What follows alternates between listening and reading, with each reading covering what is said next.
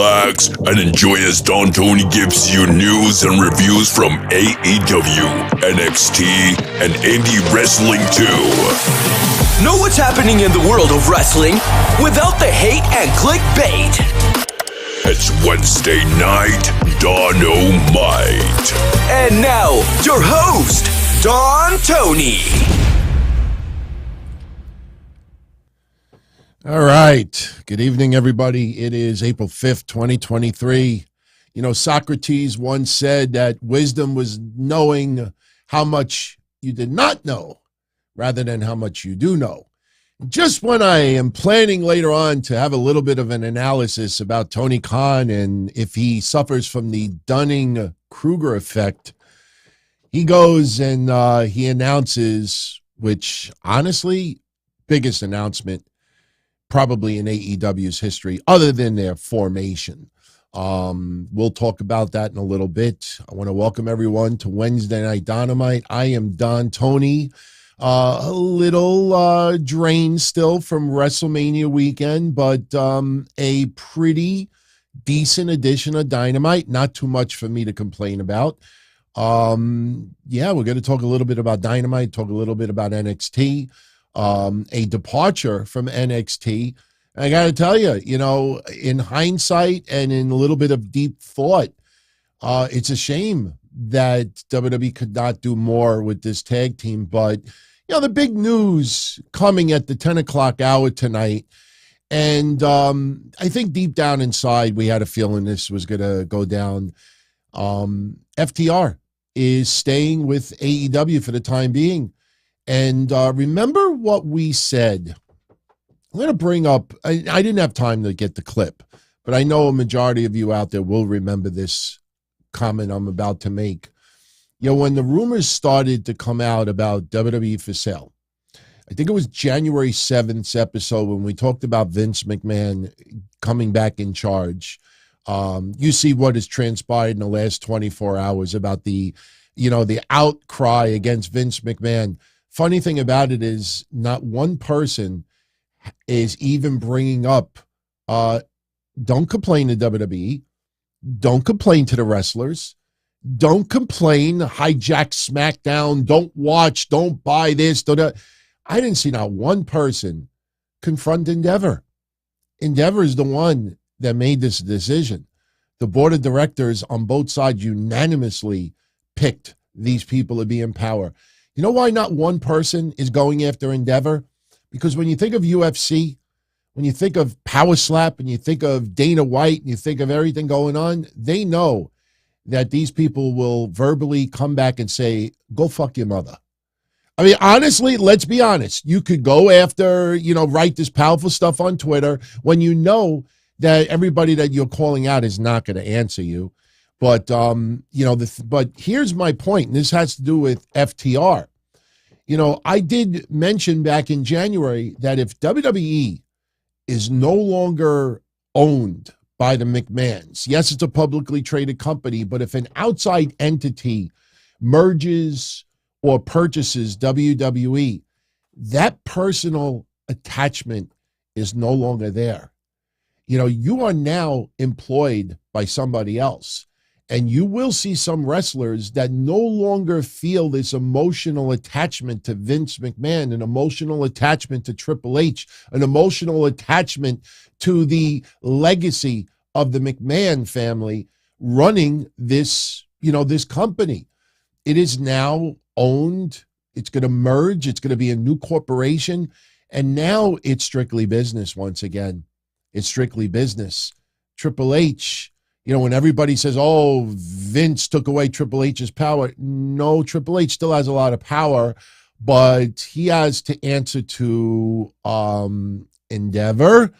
And yes, Vince has the final say on that creative side. That doesn't mean that Endeavor cannot balk at stuff. You know, it's a whole new complicated ball game.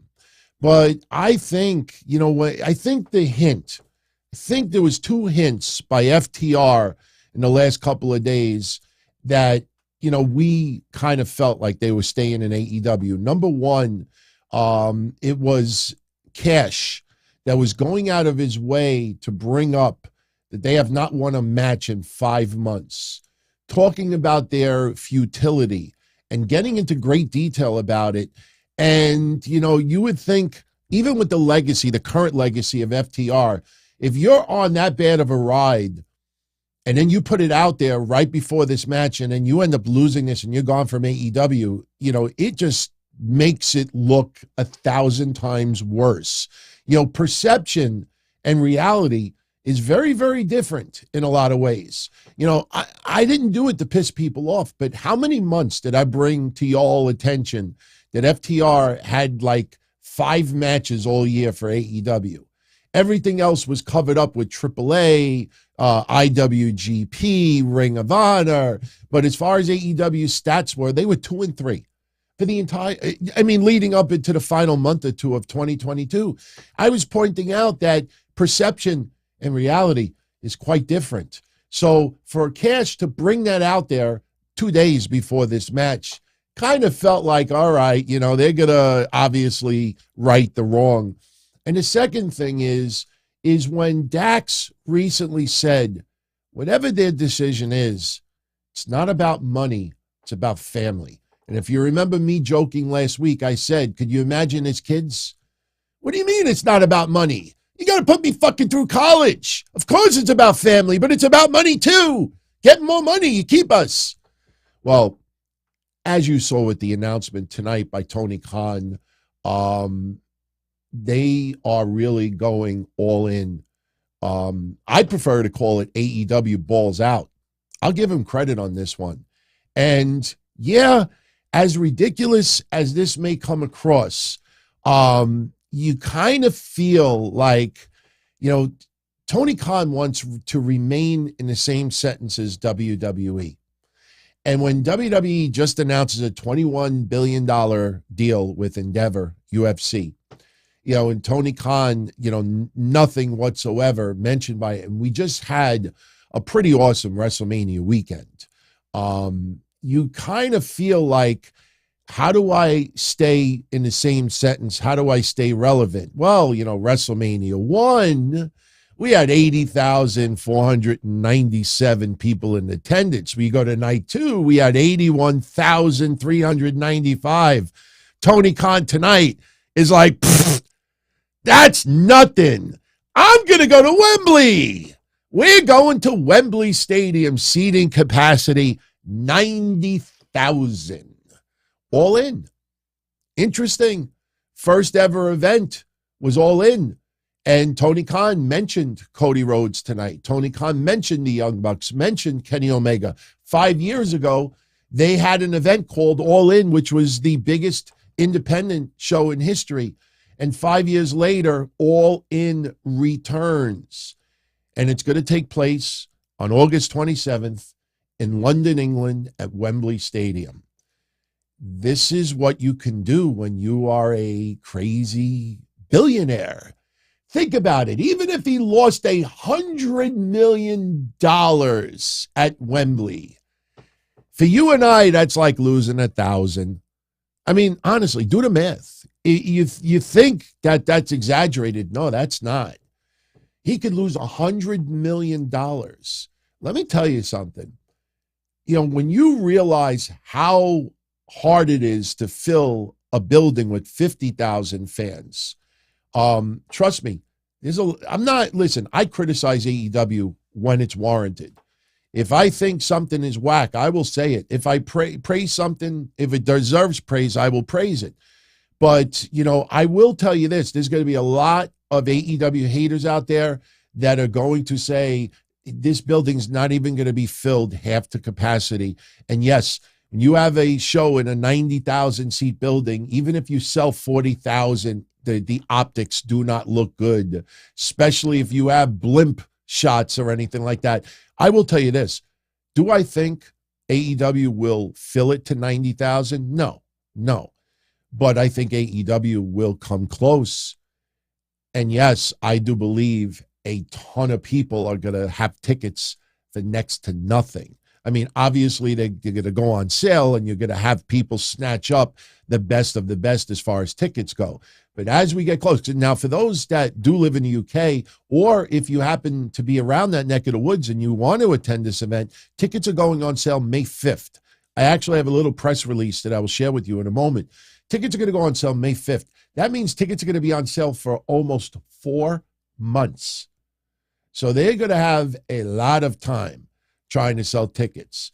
And when it gets a little bit closer, that's when you'll see the tickets for $2, the tickets for $5. You'll have every radio station, every satellite show, every cable show with blocks of tickets to give away as comps.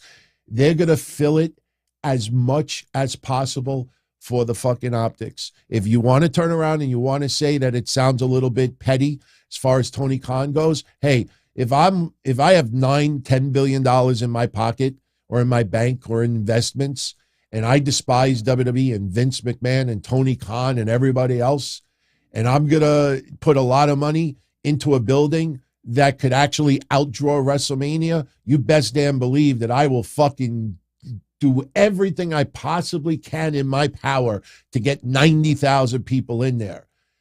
I mean, think about it. I mean, that puts AEW in Twilight Zone. That's bizarro land to get to that point. But hey, this is good for wrestling fans. This is good for fans in the UK. This is good for AEW fans. This is good for the wrestlers. Now, here's the thing. Do they work out a deal with CM Punk? Now I'm starting to think that, yes, despite all the bullshit, despite Meltzer going a little bit overboard with his stuff, despite what Moxley said and Jericho has said and others, I think now you have to start legitimately looking at this roster and say to yourself, how the fuck do we fill 90,000 seats? You don't have a Roman Reigns. You don't have a Cody Rhodes. You don't have, these talents that have proven could draw 40, 50, 60, 70,000. Remember something, and I'm not trying to throw any shade towards AEW right now, au contraire, but when you really look at that company, you look at that roster, look at the card from AEW All-In. That card was pretty stacked at the time, and look how much and how hard it took to sell out 10, 15,000 seats, whatever it was, even 20,000. You tell me what is going to be the main event on something like this. You almost feel like they have to work out a deal with CM Punk. Do I think CM Punk is alone could draw 90,000? No, of course not. But you best damn believe with the roster they currently have right now, you start mixing and matching and blending and try. Forbidden Door ain't going to do it. Sorry. Jay White signed with AEW. Now, I'm not throwing shade on Fightful, but they're very, very careful with their words. And Sean Rossap said tonight, and I don't have his exact quote in front of me, but he said that there were some within WWE were hoping that, they would still be able to work out a deal with Jay White. And he's right. Do not dispute what Sean said. The word that's missing, though, is management. There's a lot of wrestlers within WWE that would love to have Jay White there. The problem is the people who do matter, the corporate side, the Triple H's, the Vince McMahons, the Nick Khans, if you want to include Bruce Pritchard or Kevin Dunn or anyone else, they're the ones that are not talking to the journalists. So when you hear that, people were holding out hope that WWE could work out something with Jay White, those are wrestlers saying this. And trust me, I don't think those wrestlers are going to be like, like Vince is walking by a Triple H and they're tugging him on the shoulder. What? Can you sign Jay White? I want to wrestle him on Raw. They don't do that. So, the thing is, was there ever really a push by WWE management to sign Jay White? I'm not so sure about that. Vincent and made his Ring of Honor return. And Dutch, I almost said Butch. I have Butch on the brain because obviously at the beginning of the show you saw, we paid tribute to him on Monday, but Butch, the Bushwhackers, Robert Miller passed away at 78 years old. But Dutch and Vincent, they made their Ring of Honor returns at Ring of Honor's pay-per-view WrestleMania weekend.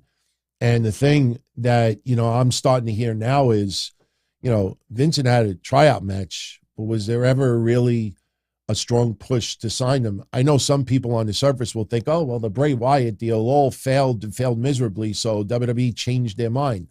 Let me be straight up and honest with all of you out there. Do you think in your right mind that if WWE were to sign these two guys, it would be strictly just for Bray Wyatt stuff?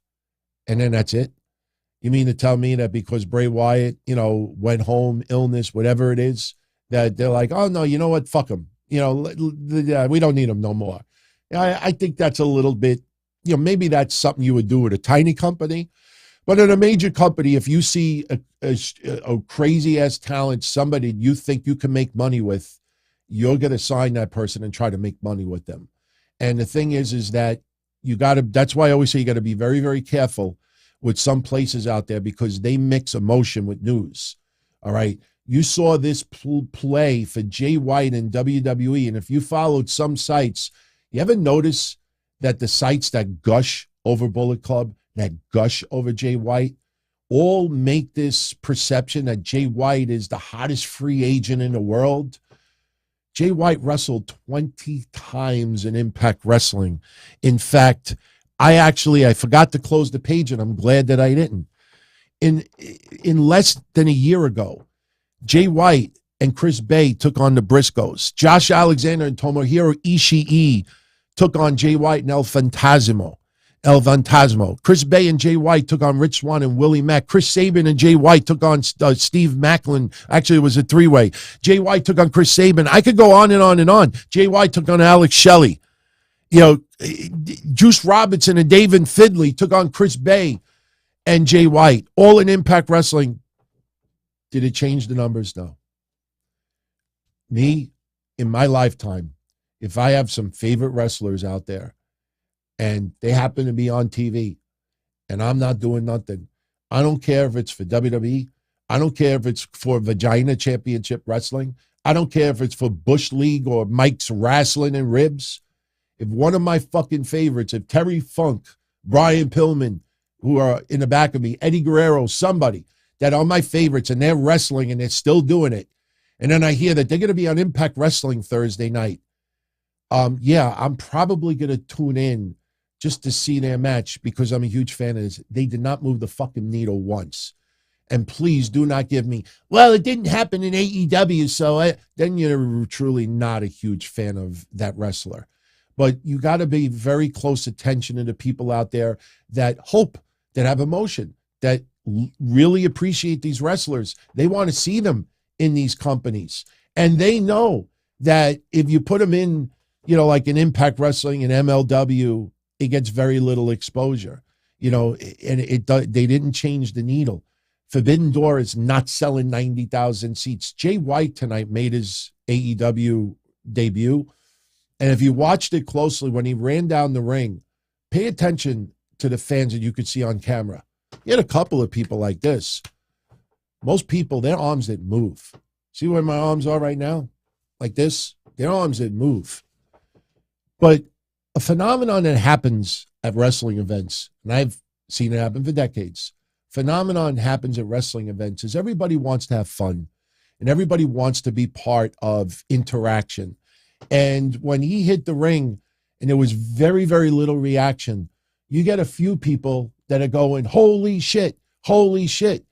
So if I'm sitting in section 302 and the people next to me are all going, holy shit, to be part of it, then I start going, holy shit, holy shit. Now everybody else is at holy shit. It's like doing a wave.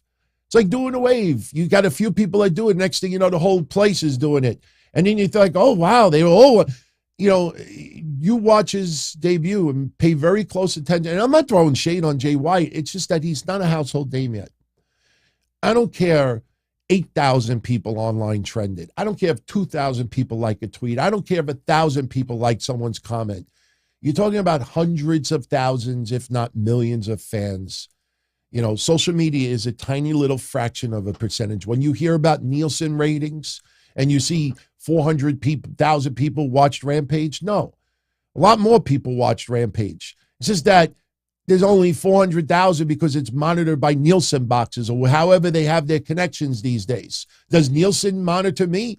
When I turn off Rampage and I'm like, hey, I turned my TV off right after Dynamite. You think when I turned it off, I'm like, ha, now I'm not going to be part of All Access's rating. Ha ha, fuck you. No, whether I watch it or I don't, whether I tape it, record it, DVR it, or I don't, whether I replay it over and over and over again until I memorize every segment I'm not part of the ratings. There's a lot more people than what is perceived. But you look at the overall picture, they're going to have to add some names if they're going to really, really sell this building out. Because you look at a lot of shows even now. I know pay-per-views usually do well, 10,000, 15,000. You know, there's a big difference from 15,000 to even 70,000. I mean, just think about that. Even if it's 50,000. That's why, if you remember not too long ago, WWE was going to do, what was it, SummerSlam? And then everybody was laughing like, ha, ha, ha, ha. They didn't sell as many seats, so they moved to a smaller place. I think it was SummerSlam, was it? And then they have 40,000, they sold like 50,000 tickets. And people like, ha, ha, you had to move. Ha, ha, you didn't sell. They still sold 50,000 tickets. So, you know, Wembley, ballsy. Whether it's a dumb move or not, honestly, I'm not going to analyze that. I'm not going to say if it was a stupid move by Tony Khan. Tony Khan is a billionaire.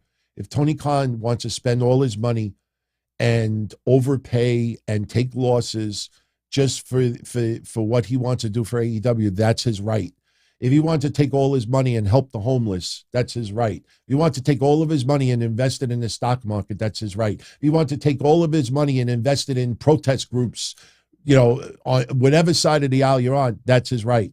If he wants to buy fucking 80 cars and compete with Jay Leno and talk garages, that's his right. Whatever he wants to do, that's his right. He's got the money. He could do it. You know, me as a wrestling fan, I hope we reap the rewards. You know, it's like going to a party. Somebody's going to have a party. All right. And, you know, everybody's going to be wearing shorts and there's a pool. It's just like a regular house and you're expecting hamburgers and hot dogs. But the guy that's running the party, you know, wants everyone to ooh and ah over him. Oh, look at this display. And you show up and there's hors d'oeuvres and there's caviar. And you know this motherfucker charged $50,000 worth of stuff just to impress, where probably a Corona and a hot dog would have been just as good, especially if it's the right kind of hot dog, skinless, you know. So if Tony Khan wants to go over and above, you know, that's his right to do. I hope we reap the rewards. So here is the press release. There's really not much for me to add to it. And by the way, that segment was pre-recorded, by the way. During tonight's Dynamite, Tony Khan, Adam Cole, Nigel McGuinness, who also just signed with AEW. That's a good move. Nigel is not going to just do Ring of Honor stuff. He's also going to be doing AEW stuff as well, by the way. That's why he was announced as All Elite, not just Ring of Honor stuff. That AEW is going to be going to Wembley Sunday, August 27th. It'll be AEW's first show outside of North America. First time pro wrestling has taken center stage at Wembley in over 30 years. Tickets go on sale May 5th. And you could pre-register for early access for tickets by going to ticketmaster.cu.uk/AEW Wembley. And here is some quotes from Tony Khan as well. You know, somewhat exaggerated numbers. You know, we're not going to read the whole thing. But, hey, I wish them the best, seriously. That is a huge move. It's probably the second biggest announcement in AEW history. So, good for them. Good for them. That's what I have to say. Tonight on Dynamite from Long Island, you know, props to a few of you out there that actually, you know, took the information from me and actually went and had a great time. Yesterday, you know, in Oyster Bay, MJF was given the key to the town. Now, Oyster Bay's this big, But I deal with the Oyster Bay building department, the licensing division. Joe Saladino, I've met a few times in the past. Joe Saladino's a pretty funny guy, actually. Got booed out of the building because, he comes off a little bit prickish on Long Island. But, I had gotten the word yesterday morning that, hey, they're going to allow, fans to witness, MJF getting the key to the town. And I put it on my social media. And I was like, hey, for everybody who lives locally, if you go to Audrey Avenue, I think it's 74 Audrey Avenue. If you go to Audrey Avenue this afternoon, you'll be able to meet MJF. Believe it or not, News 12 covered it. Local papers covered it. New York Newsday covered it. And I think Newsday covered it. I know the Post did. But after it was over, MJF actually was taking pictures with fans, signing autographs. He was being a little bit of, MJF, as he always does.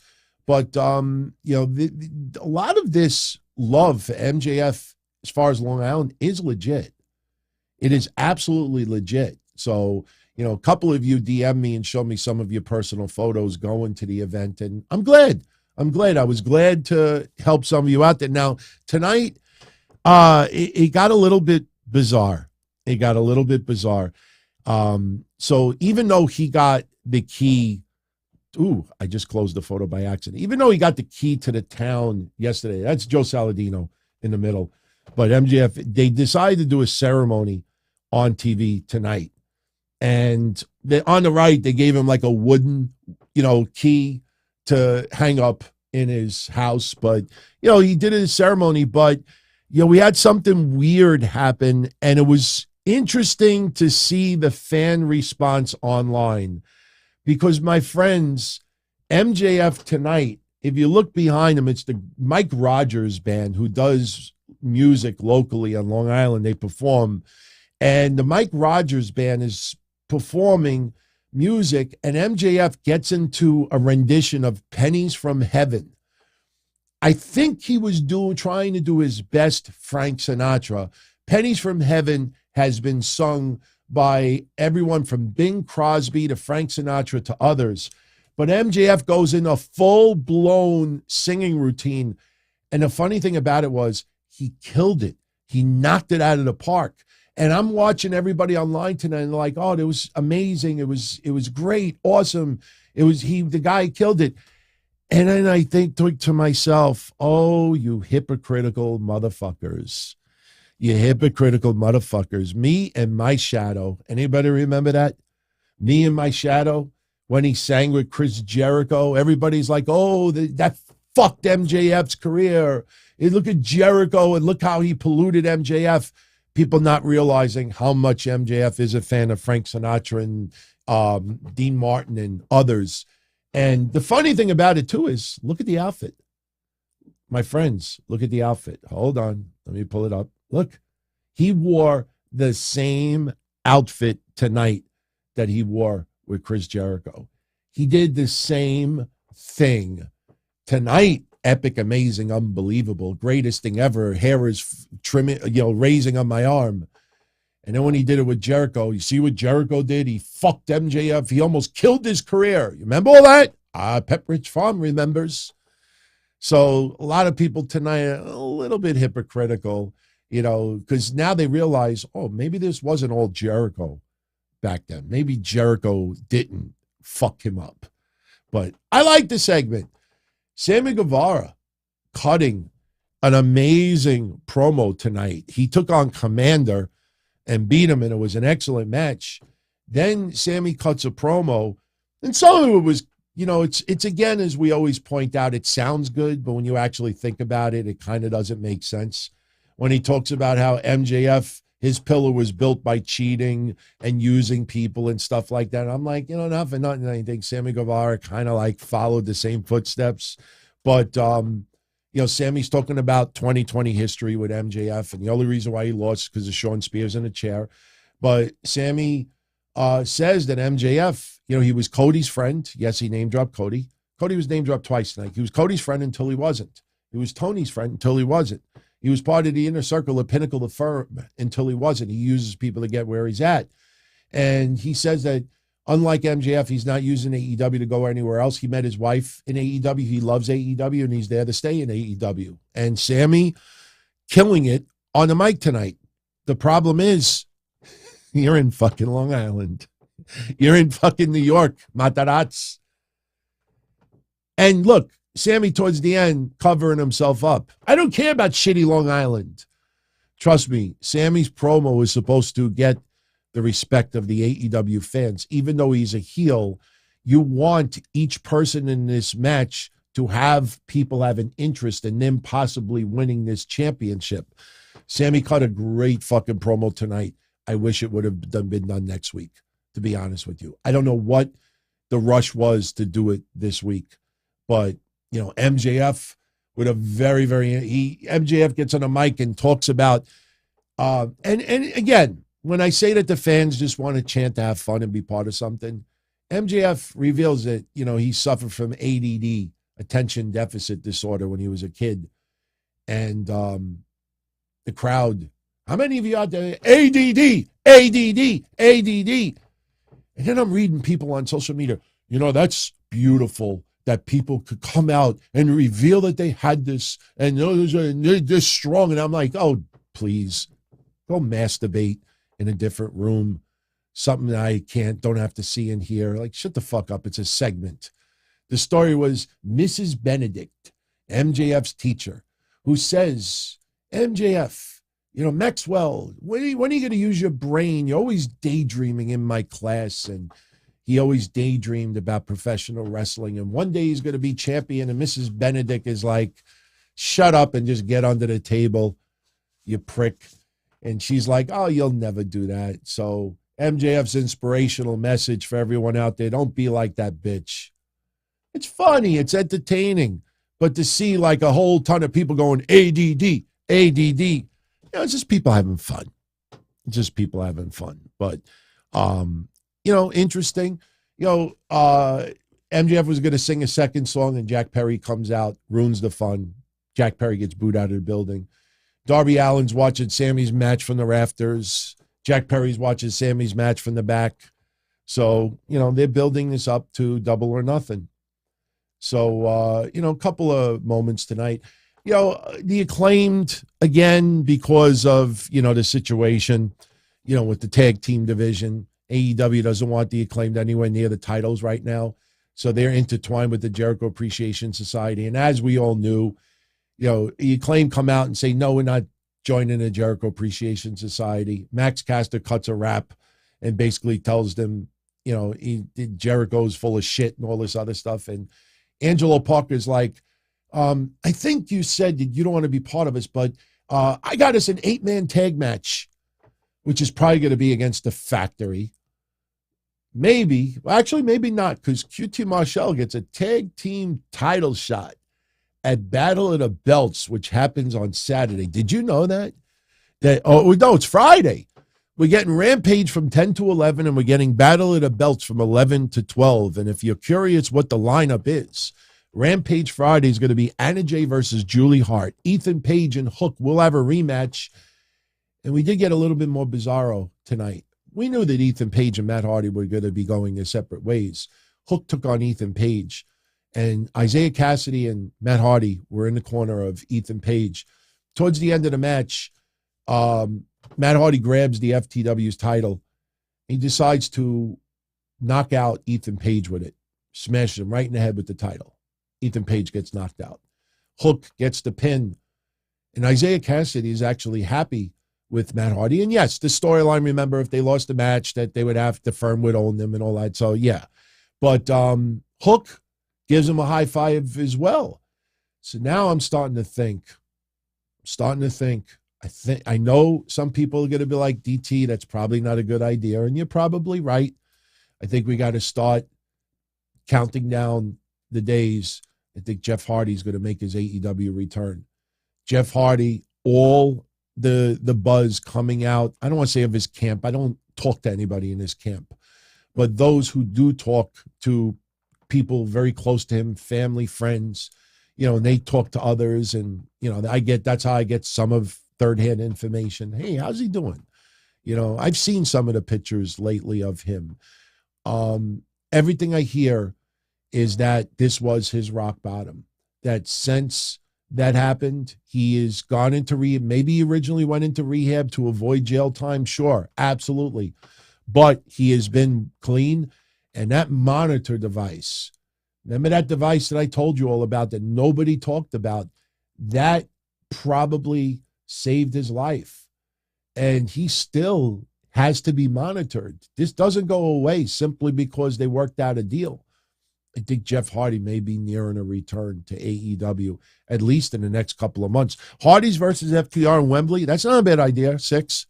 If Jeff Hardy remains in a good place, and listen, you know, spiritually, physically, he's in a great place right now. What happens when he starts doing the wrestling again?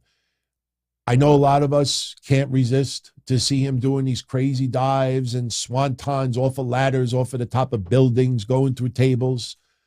We might need to lower our expectations with Jeff Hardy. I don't think Jeff Hardy would ever, like really water down his arsenal that much, but he will definitely need to cut back on certain things that, we're going to forget about the move 30 minutes later, but 30 hours later, he ain't forgetting about it because his tailbone hurts, his hip hurts, his pelvis is killing him, his legs, his ankle, his neck, his back, his pussy, and his crack. I got it in there. And not intentional. So we got to lower what we expect from Jeff Hardy. So I think he's going to return. I have that vibe. I feel it. I kind of feel it. And I think maybe tonight starts the beginning of Matt Hardy, splitting away and then maybe reforming the Hardys again. But Ethan Page gets a rematch at Rampage against Hook. Taya Valkyrie and Jay Cargill are going to have a face-to-face. Swerve Strickland is going to have a major announcement. We're going to have Darby Allin versus Lee Moriarty. That's Rampage for Friday. Battle of the Belts Friday. Boy, they're really looking for a shitty number. The Lucha Bros are going to defend the Ring of Honor tag titles against QT Marshall and Will Hobbs. Jay Cargill is taking on Billy Starks, and Billy Sparks, I think it is. And Orange Cassidy is going to take on Dralistico for the International Championship. I almost made a mistake there. I'm curious how you all feel about this. I appreciate those who understand why I wrote it the way I did. The Lucha Bros won the Ring of Honor tag titles over the weekend. And I said, is that a good move or is that ass backwards? And I put ass in quotations because the ass boys, the Guns, were the current AEW tag titles. Even though they're going to appear on Battle of the Belts, doesn't it feel ass backwards that going into tonight, the Guns maybe should have been Ring of Honor tag titles? And please don't give me Ring of Honor's legacy and history. How could you put the Guns in Ring of Honor? It feels like some people are being kept in Ring of Honor because they're not going to get that push on AEW. And there's some names in Ring of Honor, without us pointing out anybody specifically, you probably say to yourself, wow, they deserve much more than this. Not just a 15,000 subscriber, the See Honor Club and a pay-per-view once every bunch of months, and then the occasional match on Rampage or Battle of the Belts. I mean, you're not going to see a lot of what these people are doing. So I kind of feel like the Lucha Bros, sure, they're going to still be on Dynamite. By the way, where's Pac? And another week, before anybody says it, Didima! He redeemed another week. Hey, here's a little news tidbit. I'm not going to even put it in a synopsis, but Andrade, WrestleMania weekend, did a little bit of an interview for a Spanish channel. And, I don't speak Espanol, so I didn't translate it, but someone did for me. And Andrade celebrating this weekend. Charlotte, it's her birthday. I think today's her birthday. Yeah, she has the same birthday as my wife. Today's my wife's birthday as well. Mrs. de Blasi, happy birthday. But they were out celebrating Charlotte's birthday, and Andrade revealed that his contract with AEW is just about up.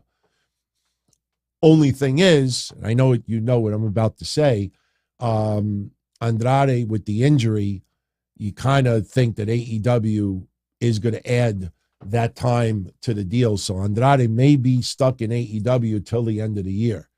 So even though his contract is almost up, they're probably going to extend time on there. I don't know if that's actually worked into the contract or if it's optional.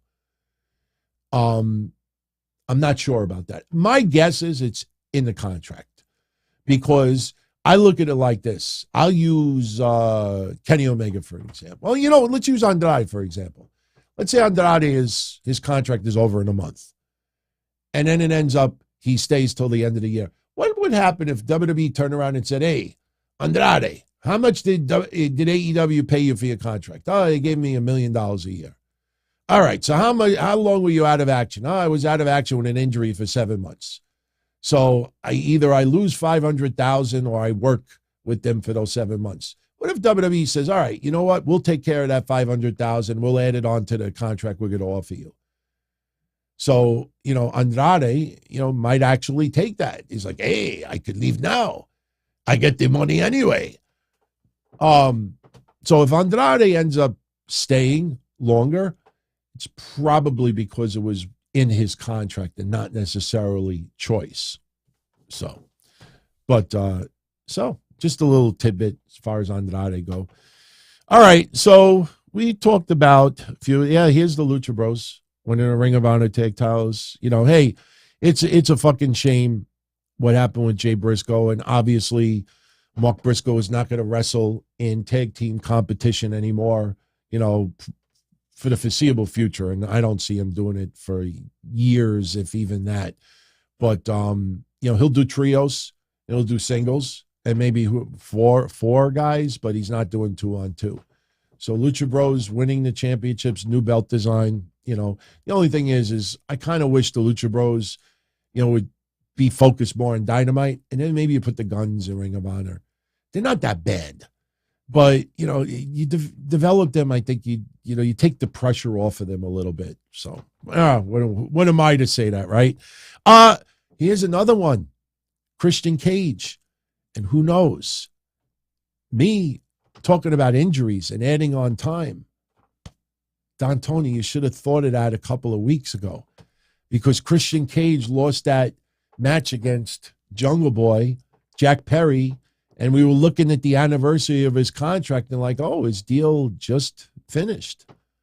Or if it was the amount of years that we thought it was, it just finished. Oh, but we forgot if he would do the injury, they may have added extra time. So Christian Cage is still in AEW, and this was a vignette tonight. Nothing was said, just a red light bulb. Let's be honest, it was a red fucking light bulb. And Luchasaurus, a little bit of a tweaked mask. When he walked up, I thought it was like, wait, what member of the Road Warriors, the Legion of Doom, is still alive? Because it kind of, you looked at the red and the black, you honestly thought, oh no, God, did they sign Heidenreich? Isn't he the only one left? Heidenreich.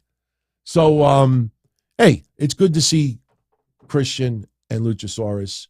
I like Luchasaurus. He's not that bad. I know, what does Cornette call him? Dino douche. But, it is what it is. So, hey, good news is Edge is not retiring yet. He actually did an interview. There's a few people that he would still love to face till he's retired. So who knows? If Christian Cage, if his contract was nearing to an end and they put extra time on it because of injury, there's still a possibility that he comes back to the WWE in 2023. We'll see what happens. So just to get into the other match results tonight, Juice Robinson and Ricky Starks never happened. They said it was a no contest. I don't think the bell ever rang. Maybe it did. I wasn't paying attention, but Jay White shows up, and him and Juice Robinson beat down Ricky Starks, leave him laying. We did get a backstage promo with Keith Lee and Chris Jericho.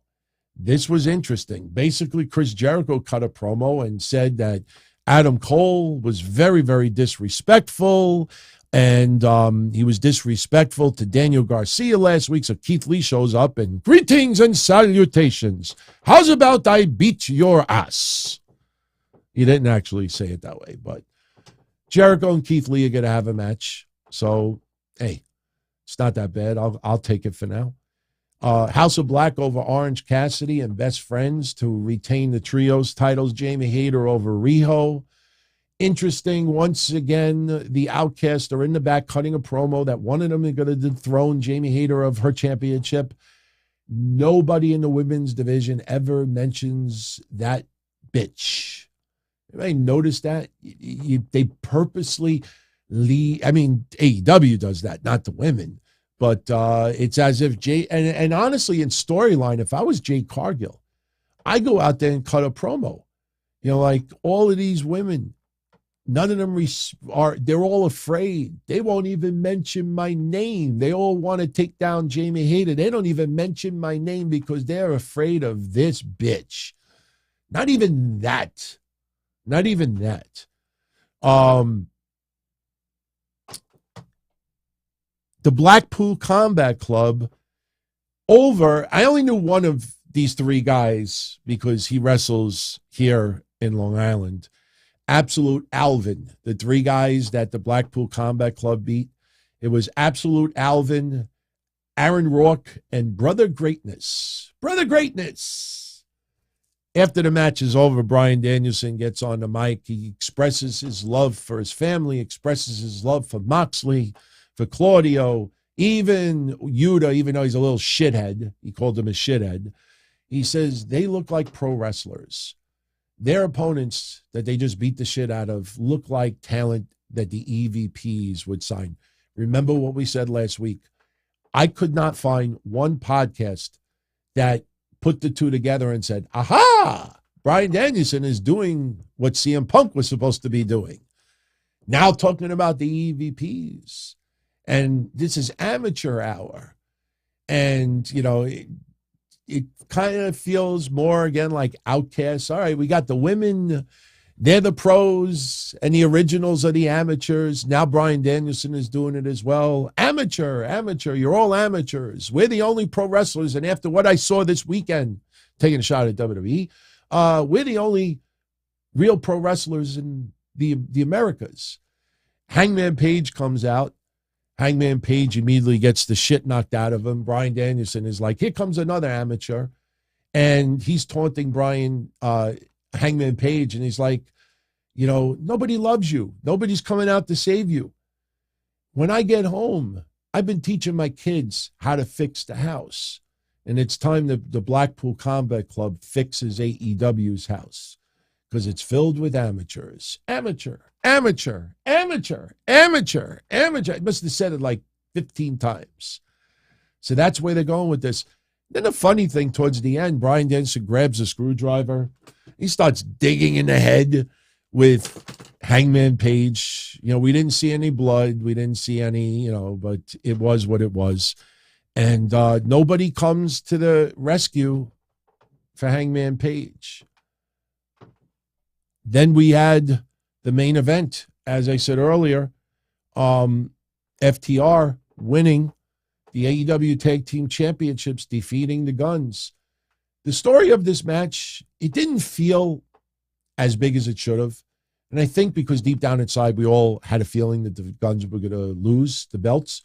But I did like the storyline of the match. And we said it last week, right after Dynamite. Remember last week, we noticed that if they get disqualified, FTR is still gone. And that's what the Guns were trying to do tonight in storyline. They were doing whatever they could to get disqualified. And towards the end of the match, the referee lifted his arm to call for the bell, and Cash grabs his arm.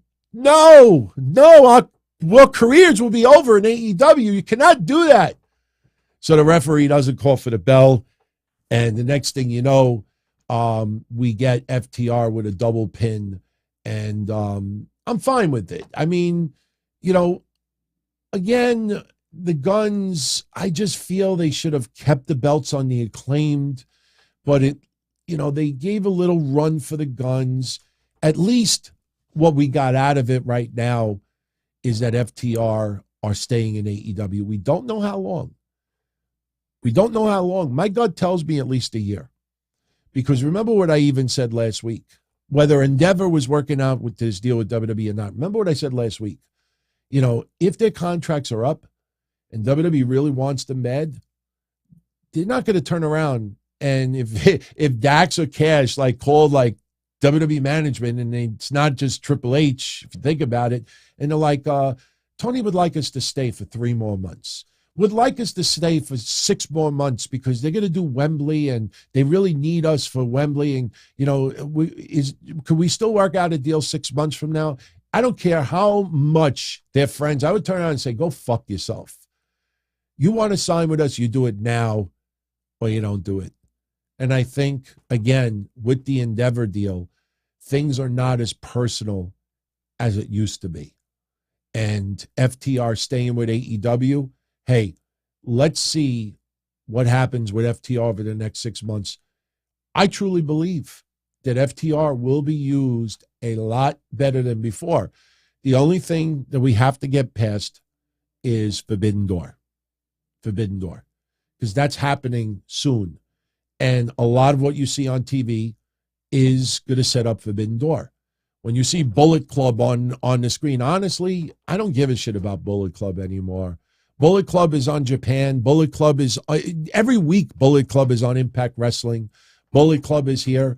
It's kind of stupid when you see that Juice Robinson is all elite and he signed with AEW, and then 3 weeks later, Bullet Club, the Forbidden Door. Forbidden Door what? He signed with you. He's AEW now. He's not Bullet Club anymore. This is not NWO. We don't, unless Tony Khan does the Bischoff, that I still think is going to happen. That was a prediction I made a while ago. A lot of fans, I will admit it, a lot of fans don't think that deep. They just live for the moment. Oh, it was cool. It was epic. It was amazing. I loved it. It was great. Give me more. Give me more. Give me more. But I look at it and I'm like, wait a minute. Is there something wrong with me? Did I smoke tonight? Like, Juice Robinson signed with AEW. He's all elite. I don't give a fuck what you put on the screen. He ain't an outsider anymore. It's not Forbidden Door. It's not. And Jay White, look. They put the fucking Bullet Club symbol on the screen tonight. And at the same time this happens, Tony Khan is on Twitter. Look, Jay White is all elite. But we're supposed to get the suspension of disbelief that they're still outsiders. Oh, no. Sorry. I don't mind suspension of disbelief, but I don't want to, feel like I'm 10 years old. Like, you shut up and you take your medicine and you will enjoy it. You shut up and stop making sense. Damn you. But FTR winning the championships should have happened last year. But, hey, better late than never. We now go into Wembley, and they're going to up their game. Now we have to see what happens with, like I said before, CM Punk. Maybe some people leave WWE. It's not out of the question. The Vince McMahon stuff online, again, I see what's going on the last day or two. We called that a long time ago, and honestly, it doesn't faze me. We just had an awesome WrestleMania weekend. All right. And I pointed out, Kevin, and by the way, here's a little cheap plug. Kevin and I yesterday recorded not only a WrestleMania review, we also talked about the Raw after. We talked about the road to Backlash, the road to Saudi Arabia. We talked about a little bit of the Endeavor deal. We talked a lot of stuff yesterday, but we pointed it out also. We brought up a couple of Raw after WrestleManias. Do you remember the match with Sheamus and Randy Orton where the fans were chanting everything, throwing a ball in the air, going, Michael Cole, RVD, JBL, chanting everybody, and they didn't care about the match at all. That happened to Raw after WrestleMania. Remember the night that John Cena, the Raw after WrestleMania, when he lost to The Rock, he came out on Raw, and that whole Raw sucked. Up until the final moments of Raw, John Cena, I lost. I will admit it. He turned Southern that day. I lost. I will admit it. I want The Rock to come out here so I could tell him he was the better man because I lost. And there was a brief pause, and then Brock Lesnar's music hits. And I said it, and I'll never forget it. Whatever building it was, the blah, blah, blah arena has come unglued. That's what Michael Cole, that was the Raw after WrestleMania. There's been a lot of shitty Raw after WrestleManias over the years. But we just had a great weekend of pro wrestling.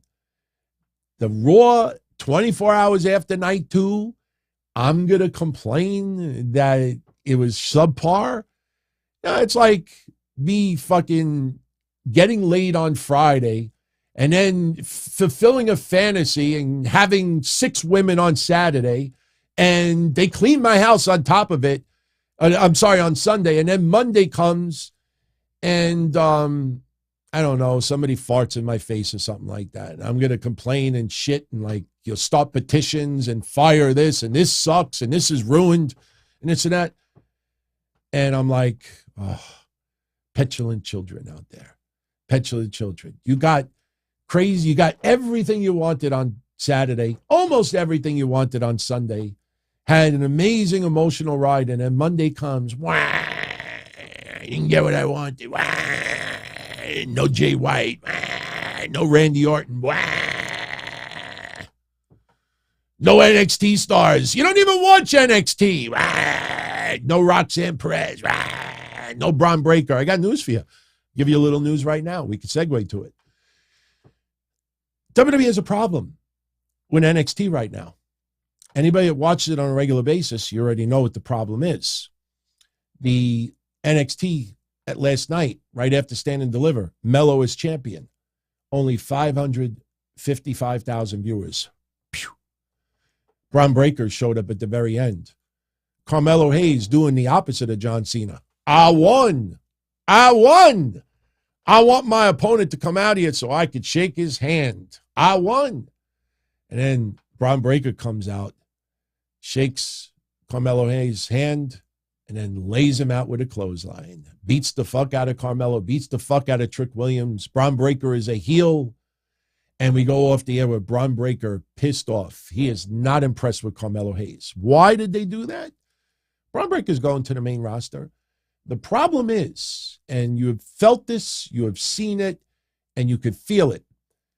Nobody stopped to think, who was Carmelo Hayes going to feud with first? When we did predictions, that was the big question. Was Trick Williams going to turn on him? I don't think so. Like who? Dijak? A member of Indus Shear? Grayson Waller just had his title shot. It's certainly not going to be the members of the Dyad, which we'll talk about in a second. Like, who is he going to feud with? Are we going to get a surprise return to NXT? So when you look at it, even Indy Hartwell, who is she going to feud with? Maybe Cora Jade when everything is said and done. They're probably going to have to put Indy Hartwell up against 3, 4, 5 women. And this way everybody could beat the shit out of each other and Indy Hartwell will sneak a victory. Because the problem is, Indy Hartwell, she's great, but she's lost almost every match over the last 8 months. Now she wins the championship, and we're supposed to forget that WWE's been jobbing her the fuck out for the last 8 months. So WWE's big problem right now is the lack of main event caliber opponents for NXT standards. The Toxic Attraction split has failed. It has failed. And the thing is, and Psycho, no disrespect, the fact you're saying Tony D'Angelo tells me you don't watch it on a regular basis. Tony D'Angelo got a title shot, and he's nowhere near that he could feud with Carmelo Hayes and put something up good. And I don't blame you. I don't blame any of you out there that don't watch it right now, because honestly, I find myself a lot less interested now, because here is their problem, to summarize it. If you look at the last 12 months, Tiffany Stratton upped her game big time. Cora Jade upped her game big time. Roxanne Perez is putting it all together. Alba Fire, new life with Isla Dawn. Even Katana Chance and Kaden Carter, you know, people were like, oh, they're the most polished of the roster. And you got a lot of women that are on the verge to get promoted. The problem is you don't have anybody that stands out so much like a Rhea Ripley, like a Raquel Rodriguez, like someone that you could keep there for a little bit longer so they can headline. And what WWE is going to do is they're going to put some of these NXT stars on the main roster. It could happen as soon as Friday. But some of these names are going to remain in NXT for a little while, at least into the summer. Because you take Braun Breaker out of there, you take Roxanne Perez out of there, you take Zoe Stark out of there, you take anybody you want out of there. These are good enough names that they could headline an NXT event. So there's going to be some people who are going to do double duty for a little while. None of those participants, they go to the main roster. Nobody ever brings up who they get a feud with first. Like, really, if Braun Breaker goes to the main roster, who's he going to feud with? Like, I saw people saying, oh, put him up against Bobby Lashley. And then what? If he loses right off the bat, that doesn't really, he doesn't come in with a blaze of glory. If Braun Breaker beats Bobby Lashley, oh, they fucked him even further. Like, people think of fantasy matches, and that's cool and everything, but you got to think of outcomes and what happens afterwards. That's why in hindsight, I'm so glad they put the belt on Indy Hartwell, because I have said this every single week for probably the last 2 months. All these petitions and outcries online, bring Indy Hartwell to the main roster. What the fuck are they waiting for? It's so wrong. Everybody on the way is on the main roster of her. And what did I say all the time? And what is she going to do? She's going to do more segments with Dexter Lumis, and the main roster is going to be fine with that. I mean, maybe for a couple of weeks. And then what?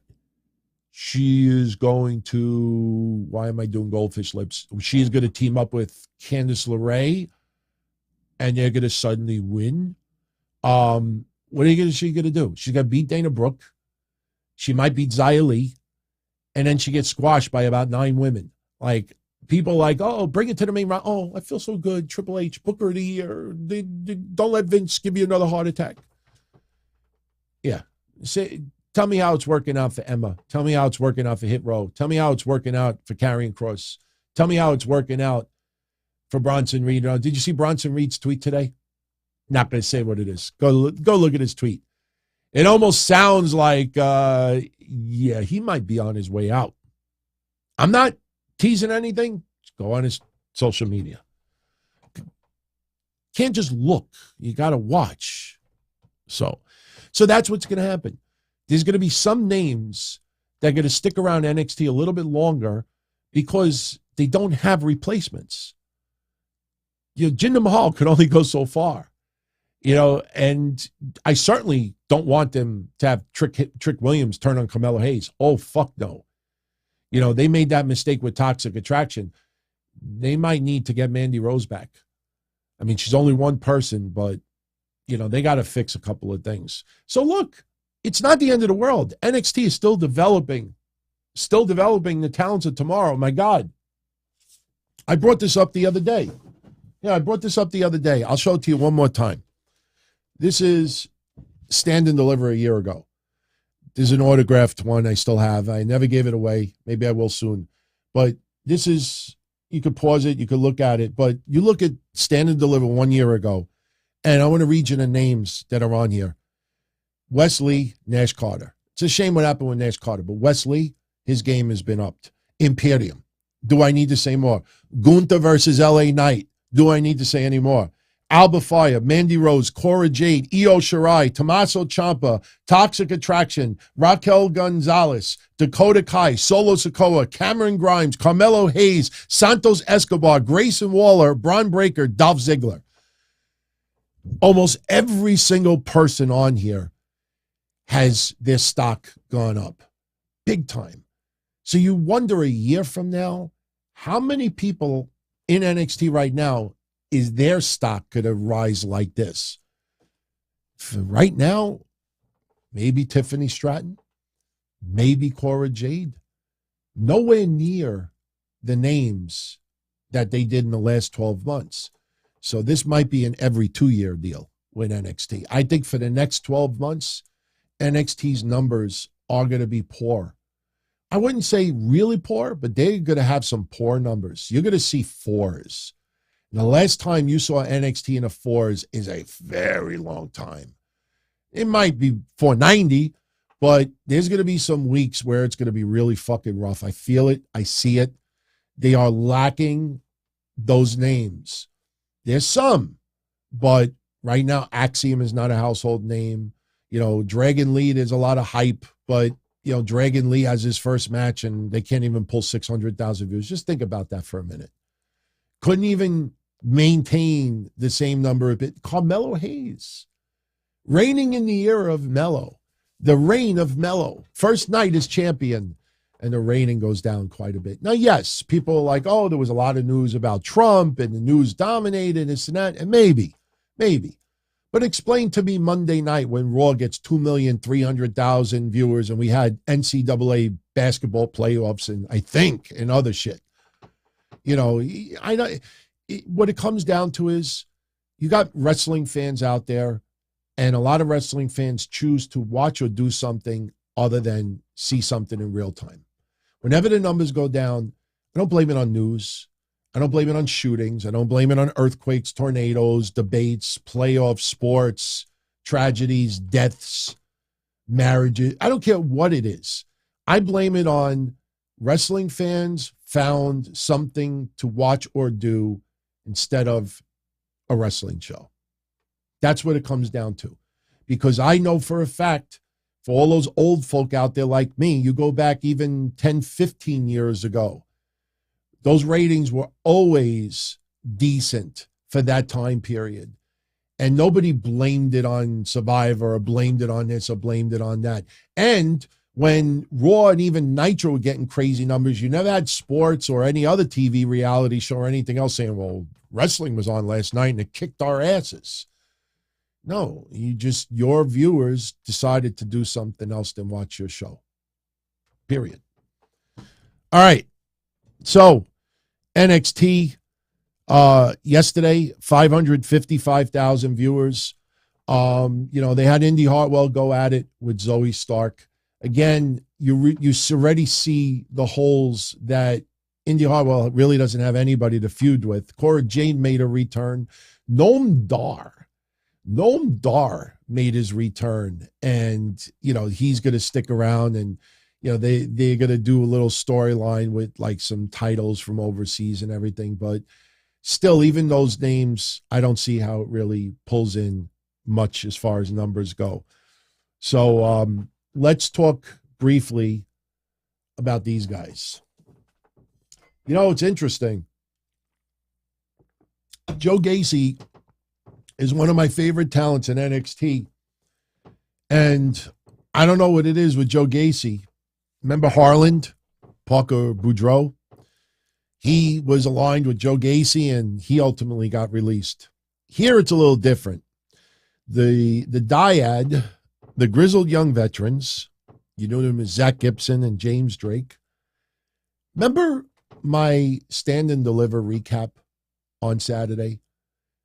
Right after Stand and Deliver ended, I pointed out that this tweet by James Drake, I said, this tweet caught my eye. Something is up about it. Said it Saturday afternoon, right after Stand and Deliver.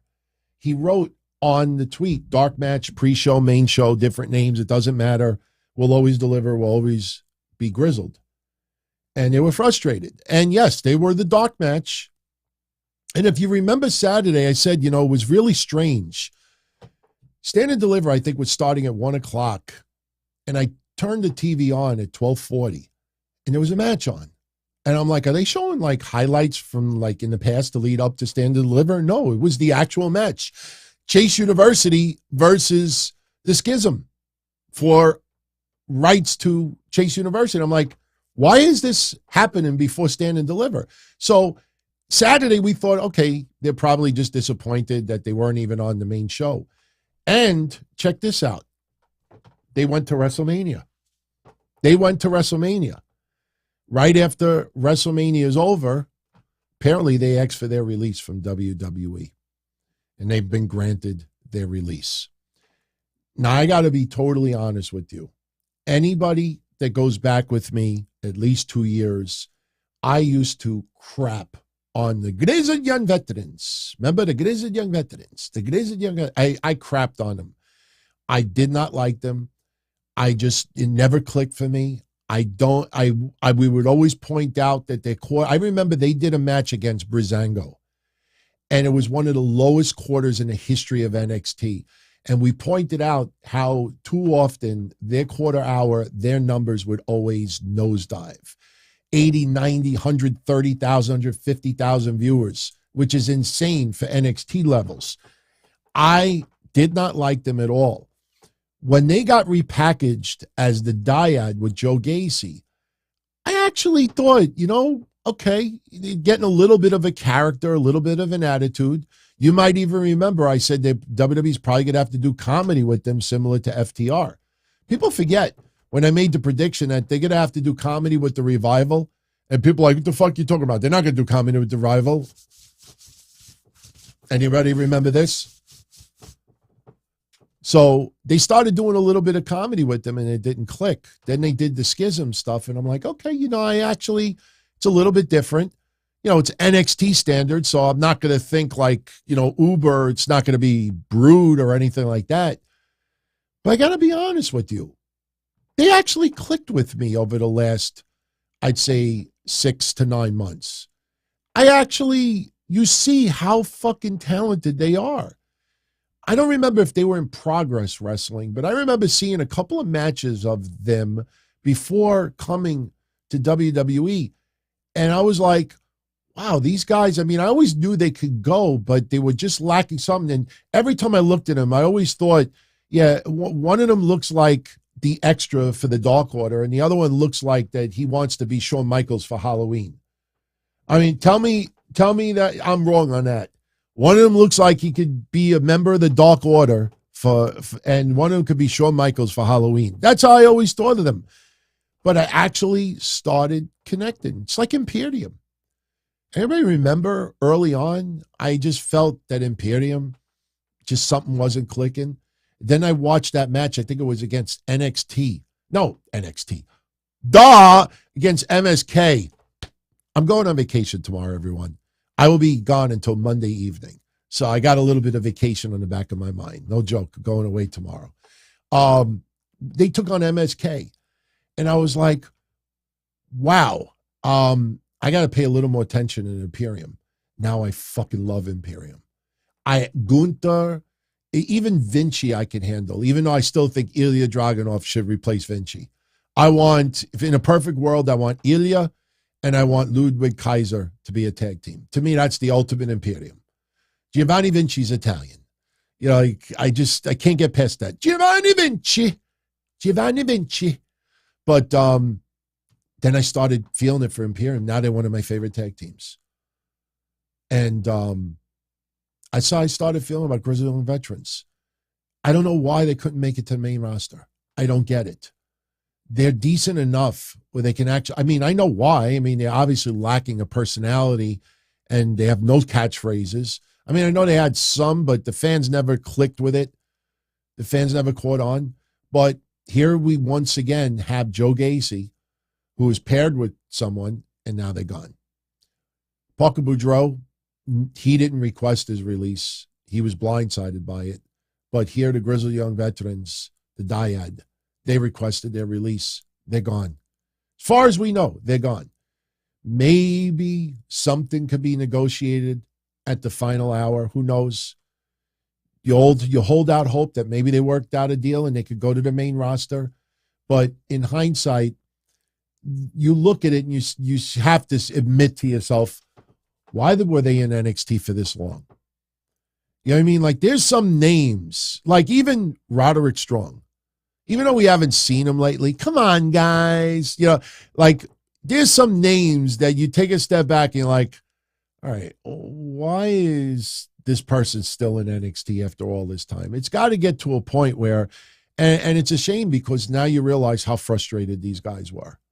These guys obviously were frustrated. I don't know how much of it is not going to the main roster. Maybe they're just homesick. That could be it too. Maybe they just feel like their careers are being wasted. Maybe they think they can make more money, doing something else. I don't know. But I will admit that they did grow on me over the last, 6-9 months. Say around the summertime of last year, I was like, okay, they're no longer, let me go take a leak while they're wrestling. Or let me turn the computer on and set up the lights and all that. Because that's what happened with some people's matches. That's my opportunity to sneak in here and set everything up. But they're gone. And let me tell you something. That is a big void That is a huge fucking void for NXT standards. Because now you look at that tag team division, and Gallus is great. Don't get me wrong. But outside of Gallus and the Creed brothers, a lot of people think the Creed brothers are on their way to the main roster. You might be forced to keep the Creed brothers there for another 3 to 6 months. As ridiculous as that, listen, they're going to do another pay-per-view. And they are doing house shows. And they still have TV. And trust me, they're not going to get by with just Malik Blade and Idris Enofi. So, it's going to be interesting to see. But I'm telling you, as someone who is a loyal NXT fan and follower, to the point that I did watch parties. I mean, no money, and was doing watch parties every Tuesday. And not only, and I want people to understand, I'm in my 50s now, and my ass hurts when I sit for an hour. Not only did we sit here for 2 hours, do watch parties, but I also did Patreon right after for another 2 hours. So my fat ass sat in this chair for 4 hours every Tuesday. I didn't do it other than the fact that I love wrestling and I enjoy NXT enough that it was worth doing. But I honestly believe for the next 12 months, NXT is going to fall into a rut. And I don't think it's going to be bad booking. I don't think it's going to be Shawn Michaels has lost his groove. I know he's lost his smile in the past, but I don't think it's going to be any of that. I think you're going to realize that they caught fire with some wrestlers so fast that they're going to have a little bit of a more difficult time trying to develop the next crop of wrestlers. So we'll see what happens. But you may see some additional WWE names going to NXT. Dolph was great. AJ for that one night was great. Viking Raiders for a short period of time was okay. In this year, I like it. But even in this year, it feels like they've blown a wet fart since they've been back in NXT. Jinder Mahal, the fans warmed up to him because, they see that the guy could actually work and he's helping the stars of tomorrow. It's not necessarily a demotion. You may have to bring a few names into NXT because you can't start having it to the point where people just disinterested in NXT. You got to keep some level of interest there. So, all right. We're almost going to jet out of here. And, I'm looking at my news to see if there's anything else to get into. There really isn't. So, I think, one last thing before I start wrapping it up. And we'll do some super shout-outs. We definitely have to do a couple of super shout-outs. Let me get that ready. I was fucking around today with just a little bit. Yeah, super shout-outs. Hey, I got to change the colors now. I don't like, it looks like shit brown. Anybody ever take dumps in those shades? I think the only shade that it should be is the one on the far left. I think if you have those other shades, you might have to worry about internal bleeding, at least on that second one. Don't ask me why those colors popped up. I haven't been able to fix them yet. But, you may want to check it out for the final episode. It's sad, even though it's negative, it's sad to see all of these websites just giving up and not even reporting MLW news because they don't want to report the obvious. This coming Tuesday is the final episode of MLW Underground on Reels. We have talked about, we're the only place who have talked about over the last 5 weeks, Reels dropped all of their advertising for MLW. MLW's numbers were nowhere near what Reels thought they were going to be. Reels is not going to come out and say that. They're professionals. They want to come across like they did a good deal. You think they want people to think that they did a stupid bad deal? MLW having the lawsuit they have with WWE, and then when you see them after they filed the appeal, and then you realize what they based it on, and it's all tweets and posts by Meltzer and others. Believe me, those people in Reels, they're not wrestling fans, and they're probably not Observer newsletter subscribers. But they're not stupid. They look at this lawsuit and they're like, who the fuck are we doing business with here? Are you fucking crazy? Get away from these people. They're trouble. That's, in my opinion, that's how they look at it. I'm not saying it is fact. I'm just opining. But you look at MLW, their numbers were nowhere near what Reels thought they were going to get. Remember, they thought they were getting the On Patrol Live demographic. All their ads were pulled. Nobody wants to report it because they want to keep whatever relationship they can have with Corp Power. So they just look the other way and they pretend, oh, I didn't even know it was on. Oh, you had a wedding to go to. I completely forgot. Oh, my pet is sick. And that people make excuses for it. And then Enzo, he parted ways with MLW, and MLW tried to play it off that they released him. And Enzo's like, I didn't even have a fucking contract with them. We just had a handshake. You want me to pull up the proof? And then Enzo decided to be a little bit more professional about it. And Enzo's like, look, I had fun and blah, blah, blah, blah. But even he's gone. I think Alicia Tout asked for her release, and someone else did too, a few people. It's a shame because MLW, I think they're not closing up. People thought that there was some promise that if they could get some decent exposure on Reels, that maybe they can up their game to the next level and maybe be a true alternative. That Impact Wrestling, unfortunately, was not. New Japan certainly hasn't. New Japan had forbidden doors, open doors, smashing doors, the doors. They've done everything in their mother. They had AEW involvement. Their ratings didn't move a cent. It didn't budge at all. You had all of that forbidden door last year, and during the whole time, they thought that fans were like, oh, wow, look, it's Doa, whatever the fuck his name is. He's on at New Japan, and it's right after Impact. Let me go check it out and let me see what New Japan's about. No. Mercedes versus Kyrie. They aired it on New Japan. And the match did 60,000 viewers. 60,000. Some of my friends who podcast get more viewers than that. And a lot of people did not buy that pay-per-view. Did you see all press releases? Oh, we make big money. Did you see big press releases for the buy rates for all that? You really didn't see nothing. So now you get the opportunity. Oh, shit, I could watch it on free TV. 60,000 for that match. The overall rating was like 51,000 or something like that. None of these places are catching on. So MLW, there was some hope that, Court Bauer is not a bad booker. He's got a creative mind, and he's a little bit savvy with, his talents and what he could do. His contracts are pretty much worth shit. But when you look at everything together, honestly, remember we talked about dumpster fires? The women surrounding Matt Riddle except for his girlfriend? This is like the dumpster fire of wrestling promotions. This is like you just want to stay clear away from them. And it's a shame because they got some good wrestlers there. But this Tuesday is the final MLW Underground on Reels. So maybe you want to go check it out for the final episode. And we'll see. Maybe they could work out a new deal with Reels. Maybe they get a different day, a different time slot. But listen, it doesn't cost a lot of money to advertise on Reels. I'm not going to give you specifics because I never really looked into it that deep. But believe me when I tell you, with these independent networks out there, now because they worked out the deal with Peacock, it's different. And that's another reason. I mean, Peacock is still doing WWE stuff. Just because Endeavor is doing this deal doesn't mean that Peacock goes away. And Reels now airs their content on Peacock, and the only content they can't air is MLW. So every time you go to Peacock during the time MLW is on, there's just black screen. Nothing.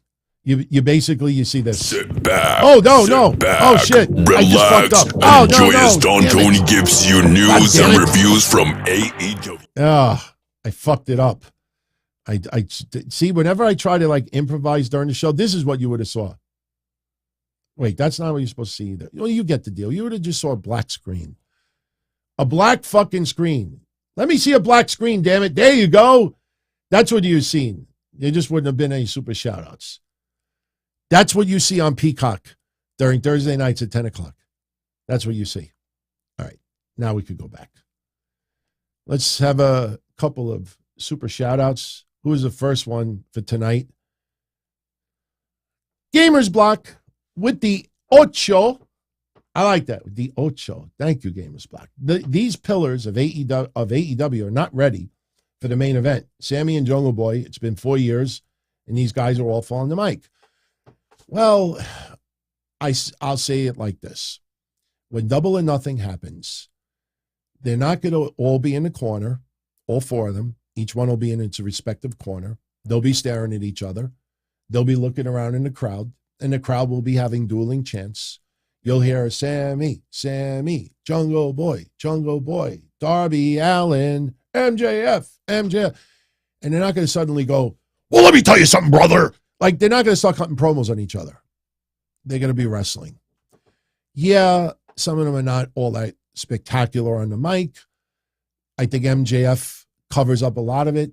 I just think the timing needs to be a little bit better. Sammy Guevara, that promo was not necessary for tonight. They should have done it next week. You don't want, I don't care it's Long Island. I don't care if it's Bizarro Land. I don't care if it's MJF territory. You want a promo like that to be so powerful that even if Sammy Guevara is a shit in a lot of people's eyes, even if he's a punk in a lot of people's eyes, even though they don't like him, they don't like his relationship, skills or whatever. That promo tonight, you can't help it to give a little respect for the guy. So, not being on the mic. Oh, people like my Hulk Hogan thing. When I don't think about it, they come out good. When I think about them too much, they're awful. But, they're not all that spectacular. Look, Sammy Guevara is not that great on the mic. This might have been his best promo that he's ever cut in AEW, and I'm not even kidding when I say that. Darby Allin, he cut that funny promo talking about complaining online until you actually thought about what he was saying. Who's he actually talking about? But they may not be that strong in the promo department, but they're going to tear it up. They're going to tear it up. Listen, back in the day, and I talked about this before, I saw a dark match in Madison Square Garden. Brock Lesnar and Kurt Angle were in that dark match, and the match was awful. Everybody in the Garden thought it was shit. This is before they were on the main roster. This was right before they were on the main roster. And they were the future of tomorrow. When you saw some of these guys in OVW, you cringed when you heard them talk. My God, some of them really cringe. Randy Orton, I think, was a little cringe in OVW, but you still got a taste of it tomorrow. So, they're not that strong on the mic for some of them. I think the match itself will be pretty good. So thank you for that, Gamers Block. Steve Joseph with a 2-spot with 2 words and 2 words only, and very fitting. Christian Cage.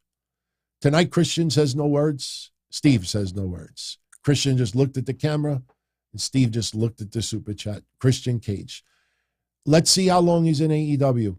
People still haven't gotten the answer to that question. I, unfortunately, I do have some friends in AEW that I do talk to here and there, but I'm not going to turn around and say, hey, could you find out for me how long Christian Cage's contract is for? I'm not a journalist. I opine and I do get little news things here and there, but something like that, if I really want to know something, that's probably not it.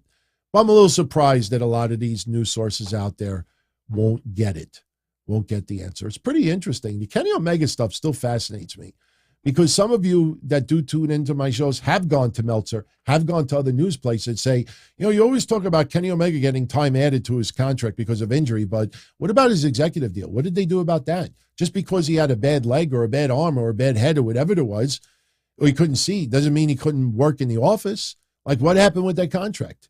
Could you let us know about it? And they just ignore you. It's almost as if you're talking a different language, like they can't see you. What did you say? I heard something, but they just ignore it. It's like they only want to put out there what they want you to know. The people need to know. Neil Ray with a 20 spot. Thank you, Real. Paying for my tolls tomorrow. DT, it's been a while. Hope you've been well. Sorry, I haven't seen your live show for a while. It's all good. It's all good. We do a little bit more on the pre-record. Not everything needs to be live anymore, and we've done that strategically. I don't want to get into any controversy tonight, but, we've talked about it before. Wednesdays and Mondays, it's different. Everybody does recaps after the shows are over, but, I've had a few shows where I've changed dates and times, and within a few weeks, I see other people, changing their dates and times to go right up with mine. So when Kevin and I decided to come back and do some shows again, we were going to do them live. And then we were like, Kev, since a lot of people are not plugging our shit, they don't want to see us back. That if we advertise a live date and time, that they're going to do a show the same time, even if it's just talking about paint drying. So I said, let's do a pre-recorded one. and we'll release it on certain days and times. We'll see what happens. And the funny thing about it, something really interesting, is that with WrestleMania, this is something you all get a kick out of, WrestleMania 39, we decided to do the recap Tuesday night, 48 hours after Mania. People are like, oh, it's already over. But we also want to talk about the Raw after WrestleMania, what's going to happen on SmackDown, the road to Backlash, the road to Saudi Arabia, certain other scenarios, other things. So we decided to make it like a huge fucking show. And we're like, let's see who doesn't release their content until late Tuesday night. And we found 5 podcasts that have done this before with my shows, like changing dates and times to go up directly against mine.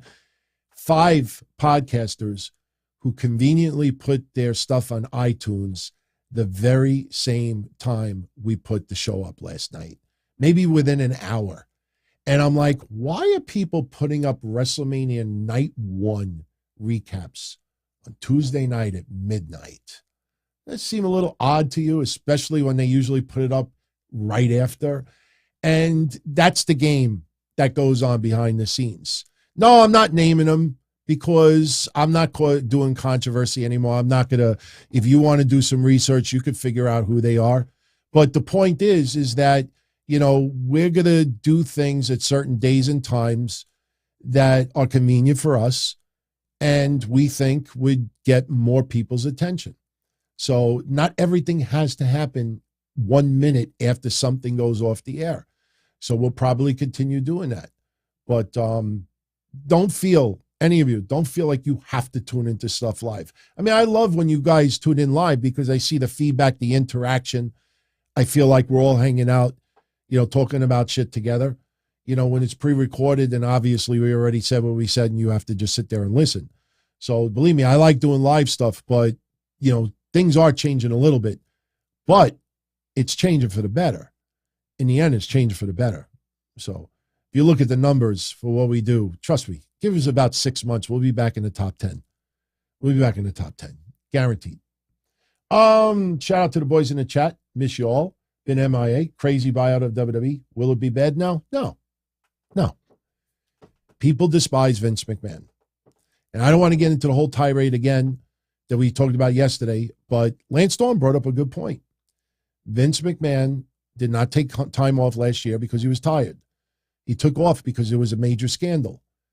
He gave over $10 million in money to women to agree not to talk bad about him. Nobody went to the cops. They went to the accountants. And as much as people don't want to accept it, Vince McMahon committed no crimes. As much as you want to believe that he committed crimes, he did not commit crimes. People are very angry that all these major conglomerates, Saudi Arabia, NBC Universal, USA Network, Fox, I think they're both, the first one was the same, Fox, Endeavor, why do you all want to deal with Vince McMahon?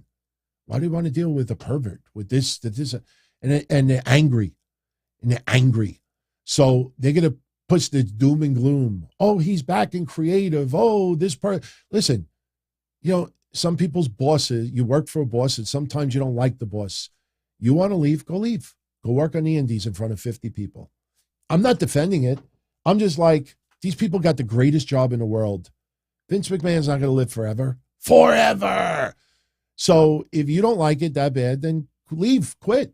But the people online, it doesn't faze me at all. All I know is that WWE sold for $9 billion, not $2 billion.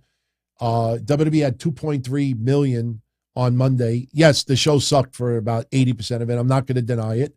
But all I know is that they had 165,000 people across 2 days, made crazy-ass money, breaking revenue profits, records all over the place. If you pay attention, the people that seem to be going to the events doesn't reflect the loudest noise on social media. The people who enjoy themselves, I think, keep quiet. Because you know what happens, guys. If you go on social media right now and defend Vince, you go on social media right now and say, listen, WWE, we had an awesome weekend. Okay, it was a shitty Raw, but people are like, no, Vince is ruining the product. He's killing it. Triple H is going to be one step in his grave. He's ruining it. In a week from now, it's going to be all ruined. Weird how nobody in the stock market It's like, yeah, you're right. I'm going to sell my stock. No, it goes up another $10 a share. But everybody has a right to their opinion. I choose to ignore those people. Look what I posted on social media early today. I took Sami Zayn's promo from the night after, the SmackDown after Elimination Chamber, where Sami Zayn said, I let everybody down. I disappointed everyone. I failed and this and that. But then I realized in WWE, the story never ends. Just new chapters. Everybody's cheering. Triple H says it on the exact same words, the WrestleMania recap, and people call it bizarre, weird, because it doesn't fit what they like or dislike. And that's their right.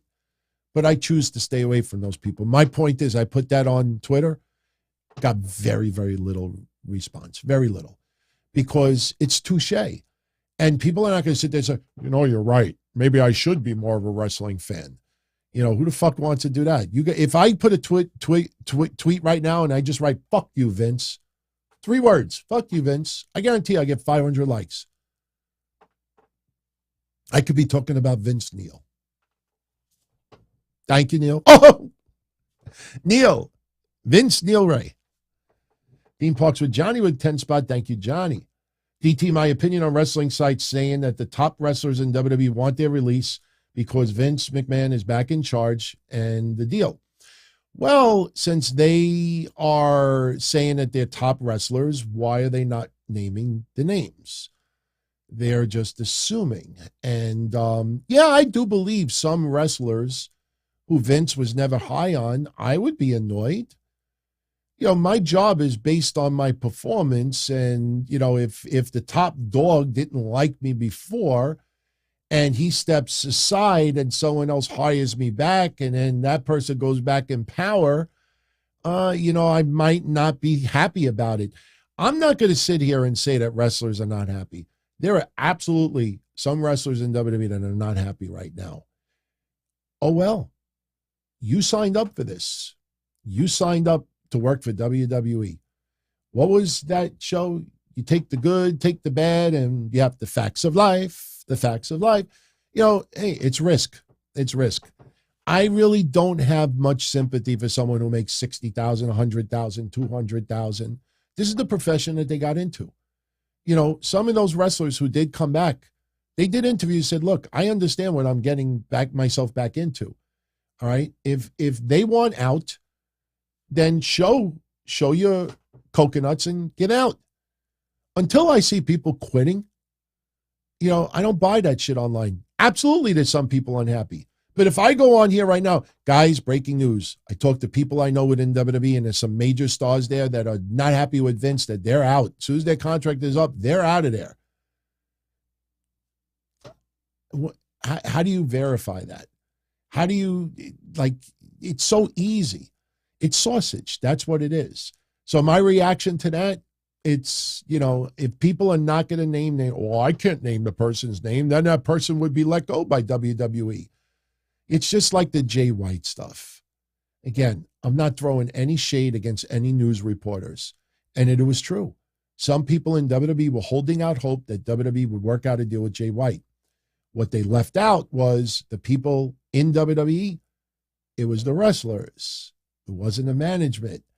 And I'm sorry, the wrestlers who wanted to always work with Jay White in WWE, they're not the ones that sign the checks. They're not the ones who are. They could put in a good word. They could put in a recommendation. But sorry, the employees don't do the hiring. So that's what people seem to leave out. So when you read a lot of this stuff, understand who they're talking to. And most of the people they're talking to are the ones that are probably not doing very well right now and the ones who are probably very, very low on the food chain. Because you look at the top stars, name me people. Who do you think at the top of the ladder is going to, you think Roman Reigns said that? You think Brock Lesnar said that? You think John Cena? You think Austin Theory? You think Randy Orton? You think, who?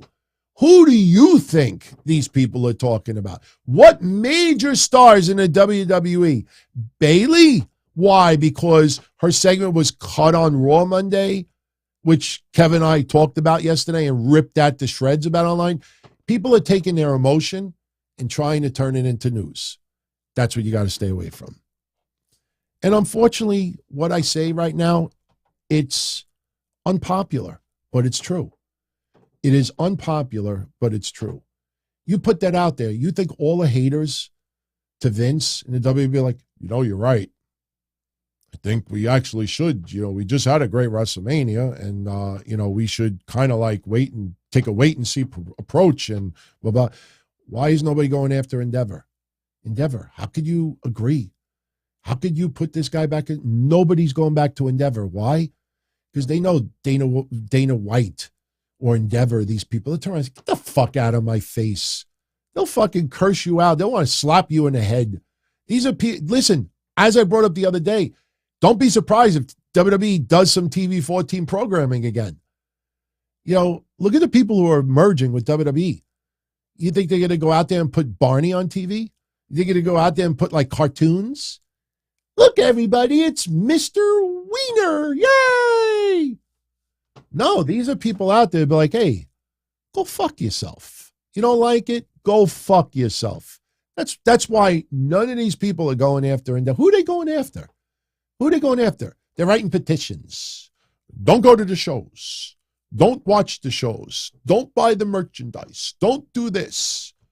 And we all together could force Vince out. No. You have a problem. You go see the manager. I have a problem. I don't like, let me speak to your supervisor. Nobody wants to talk to the supervisor because the supervisor here is like, get the fuck out of my face. Am I wrong? Honestly, am I wrong? I'm not wrong. But if I say that online, if you put that on social media, you'll have 1,000 people that tell you, get the fuck out of here, you Vince McMahon dick sucker. That's what you get. Most of the people out there that are just trying to enjoy wrestling, they just keep quiet. I keep quiet online. Once in a while, I'll put a little thing here. I'll put something out there that I know is spot on, and they can't like it. When I even posted the tribute to this guy, and in there I wrote, for the life of me, I still can't understand how Vince McMahon saw that these two guys could be lovable the way they were. When they were the sheep herders, bleeding and hardcore and stuff, and Vince McMahon saw them as lovable. I'm still blown away to this day. But because in my tribute, I gave a little compliment to Vince, we cannot appreciate what you said. I cannot acknowledge that because in it, I'm giving a little credit to the pervert, to the sexual predator. It is what it is. So, all right. I'm going on vacation. I hope everybody has a great rest of their week. Enjoy SmackDown Friday. Enjoy Rampage, Battle of the Belts. Should be fun. And I will be back as far as shows Monday. I expect to be back in New York Monday by around 6 or 7 p.m. It should give me enough time to make up a thumbnail or something for a Raw recap. I mean, obviously, I think we'll get some updates as far as Brock Lesnar goes, but I'm telling you, if you didn't check out Kevin Oz and my show from yesterday, you have to tune in. The scenario that we put out there about Cody Rhodes, it's going to happen. It's going to happen. I'm telling you, we see it, feel it, taste it, and we gave everyone a little bit of an education about some stuff with history. We don't ever require anybody to know your history. But if you don't know the history, you would not understand why Cody is actually doing Dusty right now. He is actually following to the T what Dusty Rhodes did back in the 80s with the Horsemen and Ric Flair. If you listen to what we talked about, and we brought up facts, we talked about Magnum TA, we talked about a few others, and especially when you realize how much Triple H loves Ric Flair. Shawn Michaels just refurbished some of his own storylines for Roxanne Perez and Gigi Dolan and JC Jane. Because, yes, you do it in music, you do it in movies, you do it in TV shows, you do it, across the board, you do it in wrestling. You have storylines from yesteryear that you bring back in a different way. You try to do it to 2023 standards, and you try to put your own little spin on it. AEW does it. Sometimes they do tributes and you don't even realize it after. And then people are like, oh, that was a tribute to Bret Hart, or that was a tribute to this, or they were recreating this. And you don't even know it until afterwards. That's because if we don't know the history, you don't realize it's happening until afterwards. And that's not a bad thing. But listen to what we talked about. It really, I'm telling you, at the end of the day, beyond spot on. And it might, for anybody out there that's really upset about Cody losing, and remember, I predicted Cody to win. And I'm even disappointed. But if anyone out there is really disappointed about him losing, tune in. Download the show that Kevin and I did yesterday. I promise you, at the end of the conversation, and we said it right at the beginning of the show, at the end of the conversation, I really believe you're going to take a step back and be like, all right, if they do that, okay, that's fucking cool. I'm telling you it's happening. Brock Lesnar is only out there because Saudi Arabia and SummerSlam are too far away. They needed to put a bump in the road for Cody Rhodes to stay away from Roman Reigns for a little while. It's too soon. Those events are not around the corner. Brock Lesnar is the scenic route, the bump in the road that we always talk about. Listen to the show. It all makes sense. And everyone, thank you as always for the support. Absolutely love, our conversations, especially over the last month and a half. I mean, obviously WrestleMania and the hype and the energy and all the other promotions as well. You just get into that mood. And I'm not going to let it ruin because of a crappy Raw or because Vince McMahon is using some of his power that Endeavor chose him to do. We take it or leave it. We take it or leave it. Endeavor just paid all this money. They're the ones that agreed to this. Don't like it? Complain to Endeavor. And let's see if they listen. Be well, everybody. Much love. I'll catch you all again on the next show. And where is my outro? Here is my outro. Good night, everybody. As far back as I can remember, I always wanted to be a podcaster. For me to live any other way was nuts. To me, those goody-good people who worked shitty jobs for bum paychecks and took the subway to work every day and worried about their bills were dead. I mean, they were suckers. They had no balls. If I wanted something, I just took it. I ran everything. I paid the bills. I paid the host. I even paid the masked maniac. Everybody had their hands out. Everything was for the taking. We always called each other good fellas. You would always hear from somebody. You're gonna like Don Tony. He's all right. He's a good fella. He's one of us. But if you're part of my crew, nobody ever tells you they're gonna get rid of you. It doesn't happen that way. There weren't any arguments or curses like in the movies. See, your haters come with smiles. They come as your friends, the people who've claimed they care the most for your life. And now that's all over. And that's the best part. Today everything is different. There's lots of action. I don't have to wait around for everything like everyone else. Oh, I didn't get the vaccine? Fuck you, vaccine me. Oh, your delivery guy has COVID? Fuck you, feed me. Right after I moved here, I ordered egg noodles and ketchup, and I got spaghetti with meat sauce. I'm no longer an average nobody, while they get to live the rest of their lives like a bunch of schnooks.